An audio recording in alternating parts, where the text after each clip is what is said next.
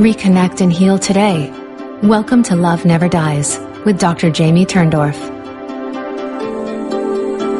Hello, everybody, and welcome to Love Never Dies Radio. I'm Dr. Jamie Turndorf, and I am so excited. Today we are doing our first simulcast of the Love Never Dies radio show and Dr. Turndorf Turn on the Love TV show over the Binge Network. And how fitting that I would have my soul brothers here with me today. So in this episode, you're going to meet S.O.U.L, S-O-U-L. It's a team of content creators whose purpose is to help inspire and guide our conscious evolution through music, videos, and documentaries. S.O.U.L develops thought-provoking content to touch hearts, open minds, expand perspectives, and incite action. S.O.U.L believes that once awakened and equipped with new understandings, we as uniquals can collectively evolve toward a world that nurtures life, something we refer to as the love paradigm. Philanthropist Evan Hirsch and producer Kip Baldwin founded S.O.U.L because they feel there's too much time and resources devoted to promoting the problems that humans are creating for themselves with what they call the ages-old story of institutionalized fear, rather than solutions to help us thrive. And to achieve their goal of inspiring people to consciously evolve and share solutions, they have discovered S.O.U.L. And they're producing a series of 7 unique shows, starting with a live Monday noontime pick-me-up, through hump day hugs, to sharing consciousness, expanding music on Fridays, and thought and action-provoking documentaries on the weekend. And the S.O.U.L team has also just put the finishing touches on their heart-touching, mind-opening documentary about Jacques Fresco and the Venus Project, based on the last interview of Jacques' life at the age of 101. S.O.U.L is also in post-production on a feature-length film documenting the Summer of Love 50th anniversary, and that's the inspiration for S.O.U.L's name, and exploring the achievements of the 60s counterculture and their significance in today's world. And I could go on and on telling you everything about these guys, but I'd rather you just meet. I'd just rather you have a lovely meeting with Evan Gary Hirsch and Kip Baldwin. So you guys with me, or did I send you into the spirit realm from that intro? No, we wanted to meet those guys you were talking about, though. I know. It's You hear how cool you're at. Is that me? That can't be me. So I think it's so fitting that I'm with you two for the first TV show. It's just great to have you guys. So we didn't script where we're going. We are totally on this love journey together, and I would just like to, turn the floor over to you and support you in any way I can in your soul journey. What would you like everybody watching and listening to know? Well, I think we can all agree that everyone knows that something needs to change. And that's the bottom line, is we all have this feeling in our hearts, something's not right. Things getting too bad, the worst, no good, not going the right direction.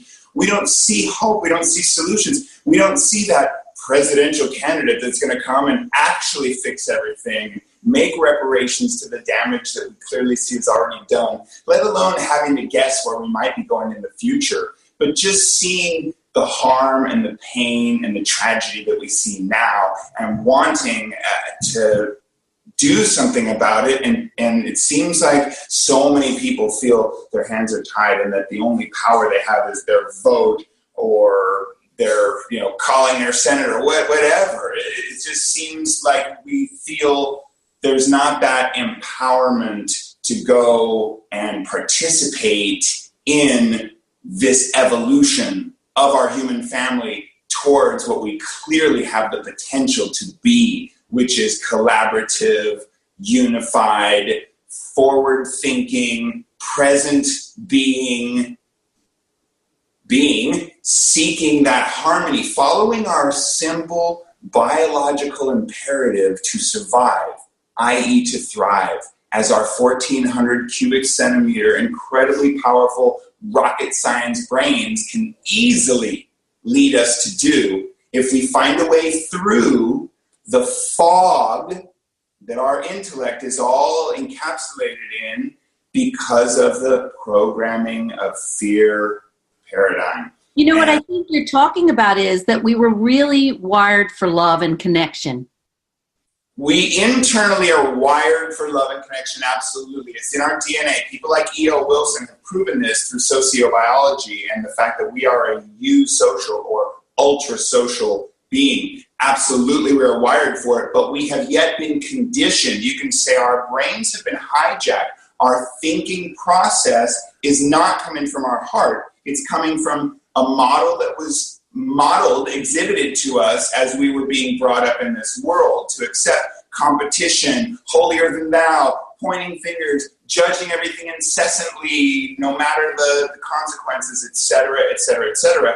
Those are not what we're wired for. Clearly, we're wired to be aware of our environment, be safe and survive, and then love each other. That is literally in our DNA to love each other. And you know, the thing is, Jamie, is so many people, they're waking up to love, but what I see, or what we see in so many people, is that we're still not really addressing the symptoms. People still haven't wanted to embrace that the problem is the system itself. We have to fix that system. We have to change the foundation we're operating from.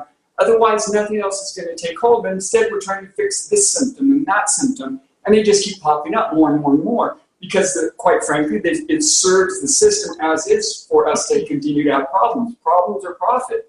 So the system that you're talking about is capitalism?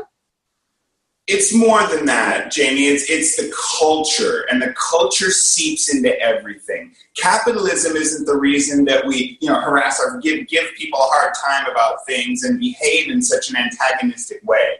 That's being bred in, if you will, as our nurture, right? Our nature is love. Our nurture is competition and self-reliance and rugged individualism. We're not interconnected. We don't feel our interdependence. We're told we have to be independent, and yet we are clearly irrevocably interdependent. So it goes against that natural state. It's not capitalism. It's really the foundational belief of materialism that we bought into. It wasn't always the belief system we operated from. But in the last, 2,000 years, we believe that we are these bodies. We are these things. So I just want to be clear. Believe we're separated from everything. Okay, so when we're talking about capitalism and then we use the term materialism, a lot of people might think that you mean materialism as in acquisition of money, and that's not what you mean. You're talking about believing in the material body, in the flesh being real. That's what you mean by materialism. Yes. Right. So if you expand on the idea, how do you make the link up? Okay, don't be fooled by the illusion that this body is real. How do you then extrapolate from that to the love paradigm? Well, I think if you start off, if you can get to the place where you understand you're not these bodies, and you start asking the question, what am I anyway? And you get down to, say, when you look at quantum now, it's telling us we're connected across infinite distance of space and time. As Evan mentioned, we can't not be connected or dependent on one another. Everything is interdependent. Everything is the cause of everything else. Now, when you get there, and if you can actually move into acceptance that this body doesn't actually exist, then you go, well, what am I? Well, I'm this story that I'm telling myself. Now, we've been choosing, or we've been programmed to be a part of this story of fear. But the truth is even though we've been a part of this story of fear, we're still love. You can't not be love. And once you let go of your ego's fear, and your ego's need to control, and your ego's need to manipulate, and all of those things that the ego is telling us that we can do and are, then you wake up to the fact that you are love. And once you wake up to that, all of the other doings that come out of that come quite organically. So, Evan, go ahead. You were starting to say something, no? No. Just saying. All right. So, really, the idea is, we're talking in a very intellectual and philosophical way, but what we're talking about in reality is a practice. It's a way of being, a different way of being with others in the world. Yes. And that actually gets to the heart of really what I think our main issue is that we are this eusocial being, but we've historically lived in groups of a certain size that when they get too large, conflict arises and they split off. So the figure is around 150 is that comfort zone for us as a species where we can know and trust and know where we stand with about 149 other people. When it gets beyond that, it gets too complicated to know who's who and who can you trust. And we are living in societies. I mean, in America, we have about 340 or so million people. There are countries with over a billion and a half people. And our challenge, therefore, is to figure out who our own 150 is. And that's challenging to do when certain people you only see when you drop off your dry cleaning or your shoe repair. You're not likely going to be in much of a relationship with them and have much of a bond and a trust. So there becomes this person in your life who you just drop off your shoes to. That's all they mean to you. And that already compromises in our heart what we historically are accustomed to, which is bonding and knowing who we're interfacing with and having a vested interest and a stake. We're sharing a community. But it's very difficult to feel that about the person running the small business down the street. What about the idea that if you think that we're all craving connection, right? We all want to feel intimate and connected.